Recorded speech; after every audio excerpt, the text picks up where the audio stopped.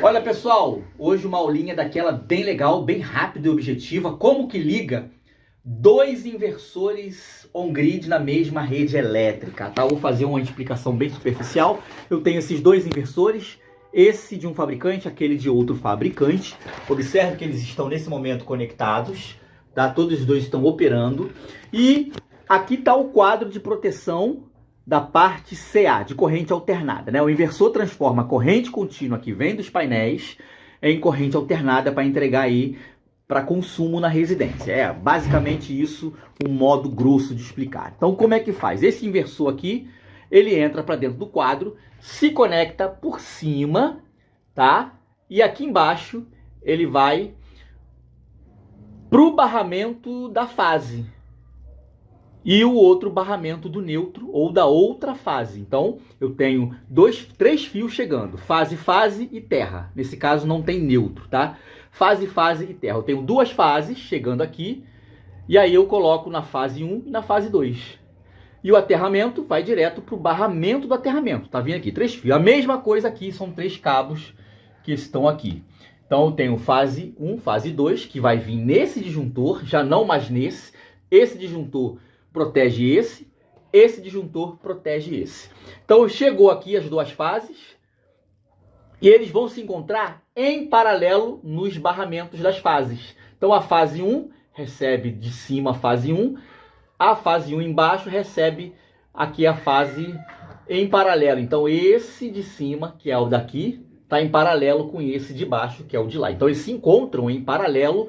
Quando juntarem os dois depois do disjuntor em paralelo, aí ele desce por esse tubo, entregando para a rede local. A conexão pode ser feita no quadro geral. Eu posso conectar lá no disjuntor do relógio medidor? Sim. Então a conexão se encontram depois dos disjuntores em paralelo. Então eu tenho um disjuntor que protege ele, o outro disjuntor que protege esse, e eles dois disjuntores se encontram em paralelo nos barramentos. Fase 1, fase 2 e o terra. Acabou. O terra não passa pelo disjuntor, vai direto. Então, os dois terras desse e o terra desse se encontram em paralelo no barramento. E aí você distribui tudo em paralelo. Então, a ligação poderia colocar um terceiro? Sim, aí eu teria que ter um terceiro disjuntor para aquele outro inversor que ia se conectar em paralelo. Agora, um detalhe importante. O local onde encontra a saída dos disjuntores, que vão se encontrar em paralelo, a espessura do cabo tem que estar dimensionada para suportar os dois inversores, porque vão somar as duas potências. Esse é de 3 e esse é de 2. Então eu tenho 5K. Se eu colocasse um outro de 3, eu ia ter 8K. Eu ia colocando em paralelo. A minha rede, os meus dispositivos e o meu cabo tem que suportar tudo isso, tá? E esses são os detalhes importantes de um sistema fotovoltaico.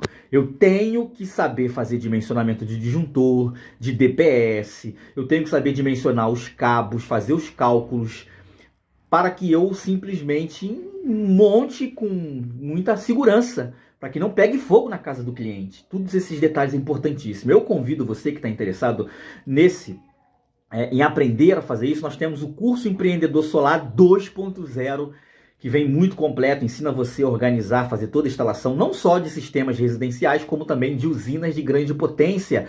Você vai aprender com toda a segurança, mostrando passo a passo, filmado ali em terceira pessoa, inclusive com aulas lá no campo real de trabalho, direto do nosso cliente. Vai aprender a fazer as vendas, a aprender a organizar a sua empresa. Na descrição aí tem um link para você conhecer mais o nosso trabalho. Acessa lá, venha fazer o treinamento e entrar para esse mercado.